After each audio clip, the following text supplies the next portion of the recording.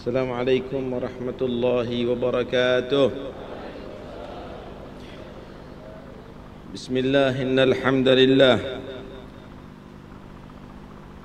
والصلاة والسلام على رسول الله سيدنا مولانا محمد بن عبد الله وعلى آله وصحبه ومن والاه ولا حول ولا قوة إلا بالله. أما بعد. Para habaib, para guru, para kiai yang saya hormati, yang saya taati. Ada nih. Allahu Akbar.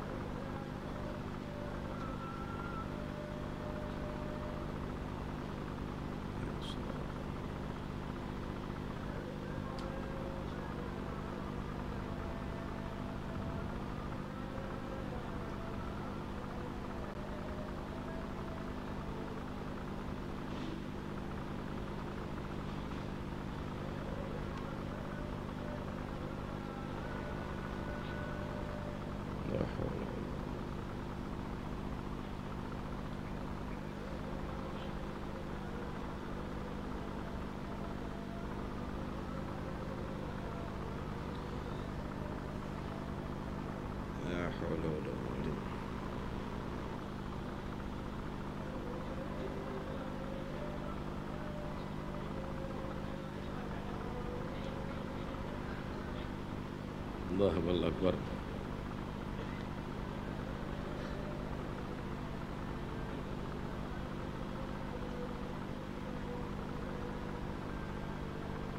La ilaha illallah.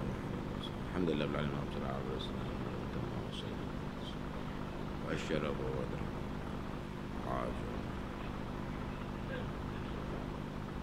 Allahumma barik li qawli.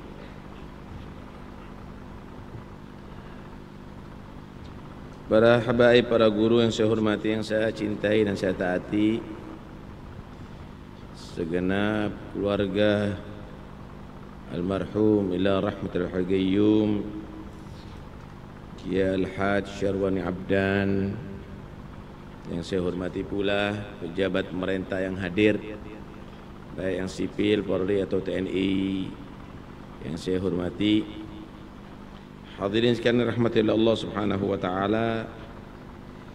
Imam Al-Ghazali radhiyallahu anhu, beliau berkata, al-ilmu bila amal junun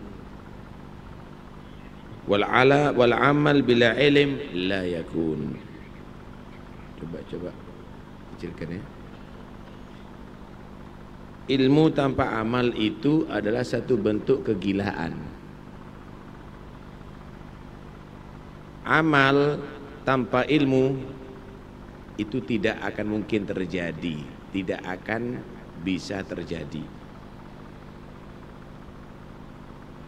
Saudara, orang yang berakal itu adalah yang ngamalkan ilmu. ilmu yang membuat dia semakin taat dan takut dan takwa kepada Allah.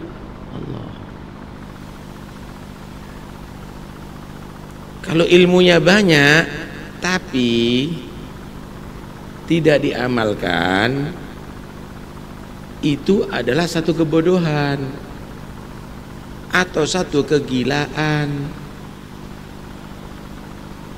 Orang kalau gila beneran, pegang aliran listrik, kabel aliran listrik dipegang mati, wajar.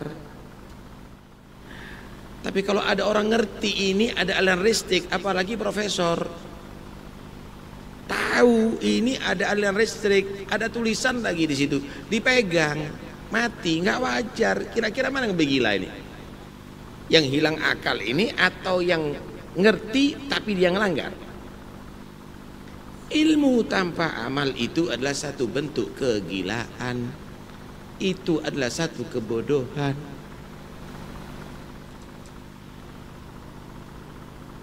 Karena itu dikatakan, ya ibna Adam ati' rabbak tusamma agila wala ta'sihi fatusamma jahila. Wahai manusia, taatlah kamu kepada Allah, maka kamu disebut orang yang berakal. Jangan kamu maksiat kepada Allah, kamu itu akan disebut orang yang bodoh walaupun banyak ilmu. Apakah bil ilmi mujarrad biduni amal yanjul insanu bihi? Apakah manusia akan bisa selamat kalau ada orang itu berilmu tanpa amal? Saya mau tanya, apakah orang sakit itu kalau bawa obat akan sehat? Nggak bisa, kecuali obatnya diminum. Ada harapan dia sehat. Kalau hanya sekedar bawa obat nggak manfaat. Kalau punya ilmu tapi nggak diamalkan, itu sama dengan orang sakit bawa obat nggak diminum.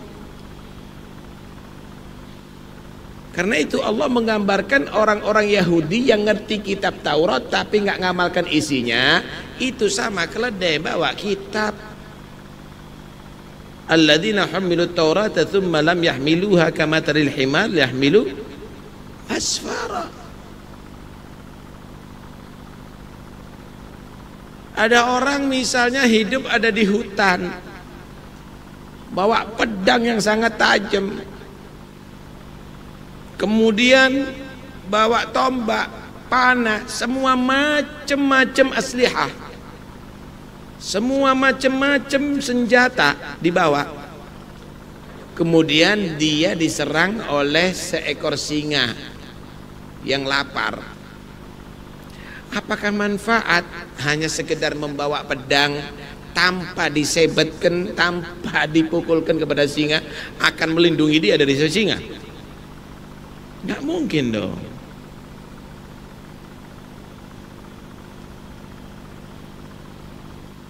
Pedang itu akan manfaat kalau disebetkan singa atau tombak itu ditusukkan ke singa, baru akan melindungi dia. Begitu juga ilmu kita, kita belajar, tapi nggak kita amalkan. Syaitan, nafsu itu adalah singa yang akan menerkam kita. Cukup dengan ilmu, tapi kita mengikuti nafsu, akan bisa selamat, diangkat derajatnya oleh Allah? Nggak bisa. Al-ilmu hujjah alaika hatta ta'mala bih, fa idza amilta kana al-ilmu hujjatan lak.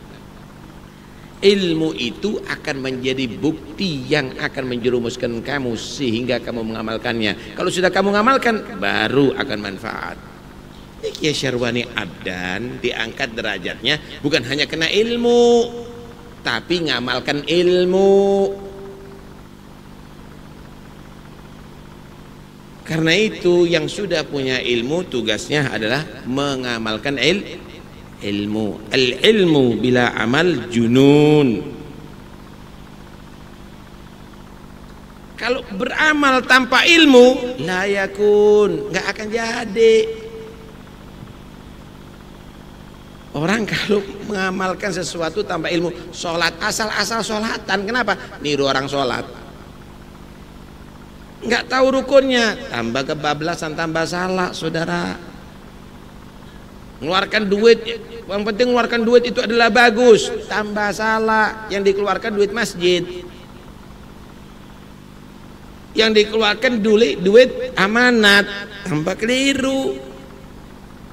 Karena itu amal itu harus diilmui.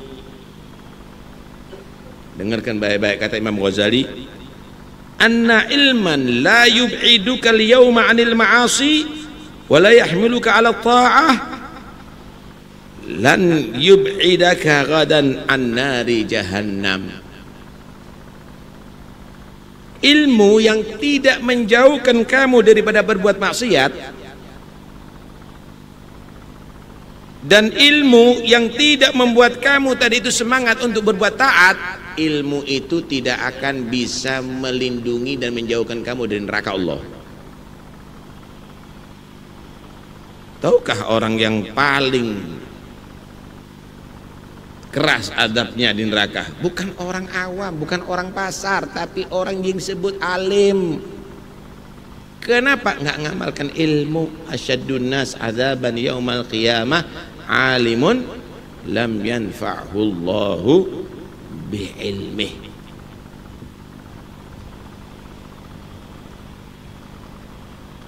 Jangan ditunda-tunda.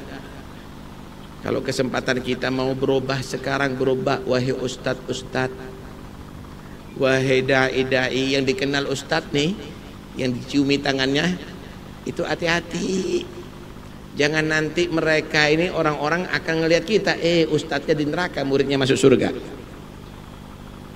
Kenapa? Muridnya taat gara-gara dia, gurunya maksiat, nggak peduli dengan perbuatan dosa. Awas, hati-hati.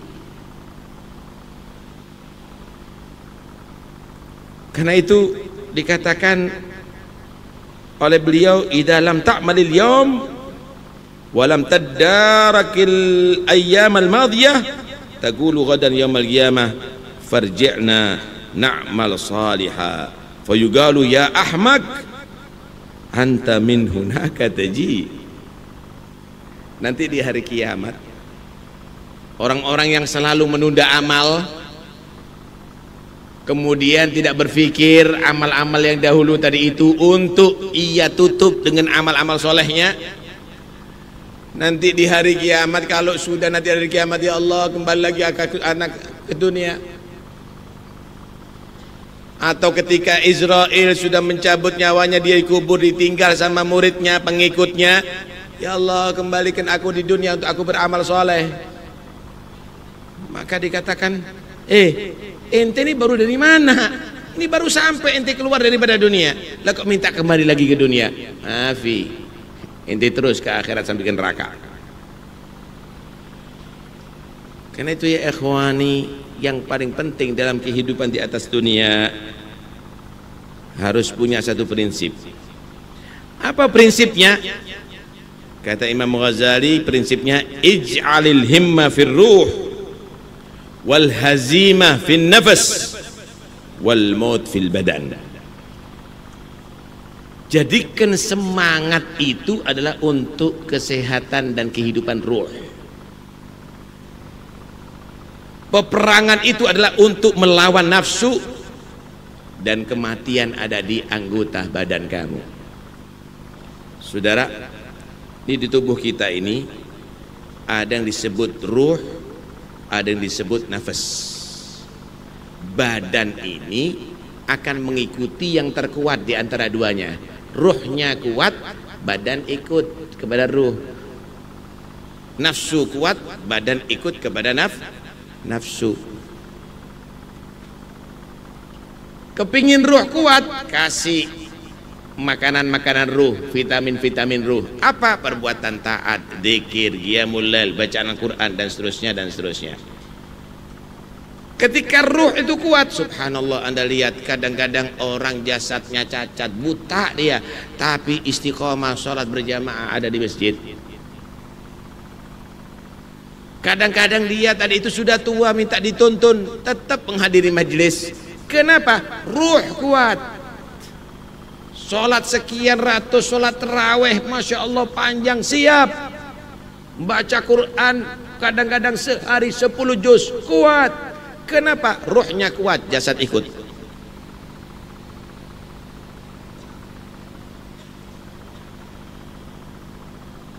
Kalau nafsu kuat, jasad akan ikut nafsu. Apa vitaminnya nafsu? Asyahawat, kesenangan duniawi, walaupun itu adalah halal. Contoh nih, contoh kesenangan duniawi, main sekak. Apa sekak itu? Catur. Tuh lihat, udah rambut putih cucu 16, umur tinggal 2 hari, masih main catur berjam-jam. Baca Quran setengah jam nggak kuat kakinya. Hadir majlis 1 jam, wih, seperti duduk di atas jarum. Kenapa? Nafsu kuat. Kok bisa kuat sampai semalam suntuk main catur, main kartu? Kadang-kadang cucunya ngelihat, lucu kakek nih. Kenapa? Pakai toletan main catur. Nafsu, saudara. Bisa mengejar bola 1,5 jam jatuh bangun, main futsal, tapi berangkat ke masjid 4 langkah nggak kuat kakinya. Kenapa? Nafsu yang kuat, akhirnya jasad ikuti nafsu. Perangi nafsu, semangati ruh. Badan ini anggap mati. Tahu nggak maksudnya badan anggap mati? Jangan terlalu terfokus. Inti badan ente hiasi dengan sarung yang mahal 2 juta. Arlojinya luar biasa, cincinnya luar biasa. Hatinya nggak dihiasi dengan akhlak, nggak dihiasi dengan tawadhu, nggak dihiasi dengan khosyah. Jadikan badan kamu itu seperti mayit, biasa-biasa aja lah. Bentar lagi dikafanin deh, cincinnya dicopot, jamnya dicopot, pakaian kamu nanti akan dicopot. Jadi kafan, jadikan sederhana badan kamu. Sampo untuk rambut ada, padahal udah botak. Kemudian untuk wajah lain, untuk badan yang lain, untuk semuanya istimewa. Tapi apa yang diusahakan untuk ruh kita, untuk hati kita? Padahal yang menghadap kepada Allah adalah ruh dan hati. Illa man atallaha biqalbin. Karena itu ayo, kehidupan yang ada ini betul-betul kita jadikan untuk berpihak kepada ruh, dan kita lawan hawa nafsu.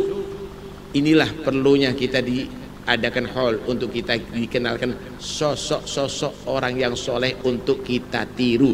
Keberhasilan Kiai Syarbani ini bukan karena pabriknya gede, bukan karena beliau itu adalah bupati atau wali kota atau gubernur, bukan beliau itu adalah orang yang bisnismen.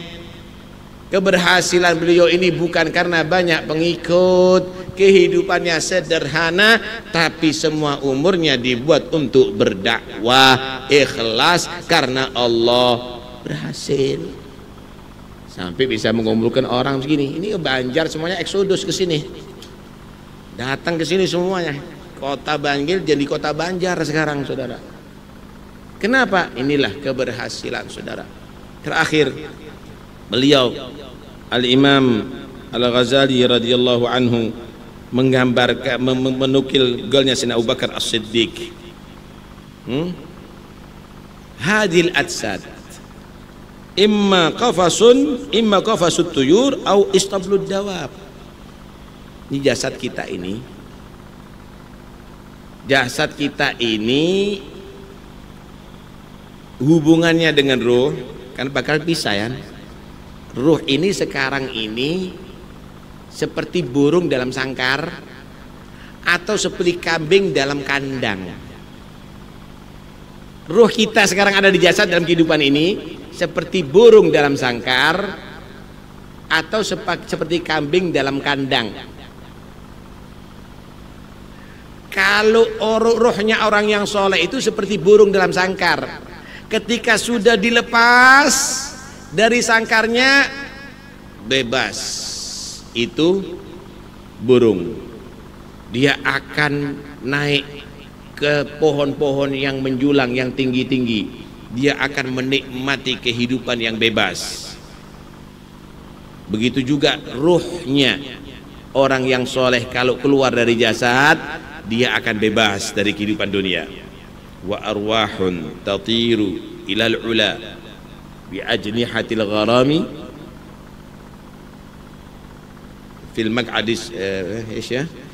Ada ruhnya orang yang soleh itu akan gharamil maq'adiyah, ruhnya orang yang soleh tadi itu akan pergi ke pelita-pelita yang bergantungan ada di arsy Allah. Mereka menikmati dengan pahala dan ridha Allah Subhanahu wa ta'ala. Tapi ruhnya orang yang tidak soleh, alhamdulillah, mudah-mudahan selamat, itu seperti kambing dikeluarkan dari kandang. Dari kandang menuju ke tempat penyembelihan untuk dipotong, untuk dicacah, untuk dijadikan makanan yang nikmat.